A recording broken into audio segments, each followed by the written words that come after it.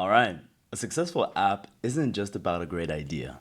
It's about serving the right audience.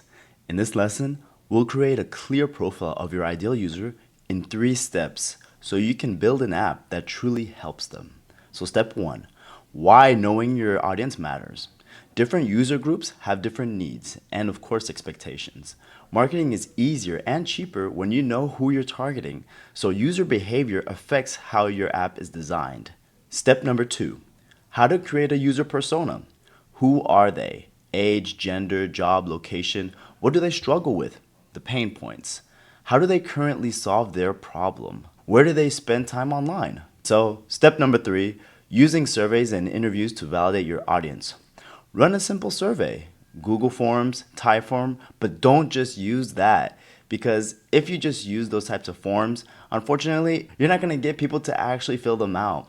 It's good to have it somewhere online where people can reach it eventually, especially if you talk about it over the fly with them. But your goal is to actually maybe ask them 5 or 6 questions within a meeting, person to person. So like this, 1, they don't feel the pressure of having to fill it out later. And 2, you're actually going to get a genuine response when you're talking orally with these people. And so your goal is to talk to at least 20 to 30 different people. And why do I say that? Because if you're trying to get people to actually download your app and use it, and you're expecting to have thousands and thousands of users, if you can't talk to 20 or 30 people about it, then that should already say a certain thing about your app idea. And you have to be a little bit more confident in your aspect of approaching people and giving you information in regards to their usage. And so in general, always ask open-ended questions.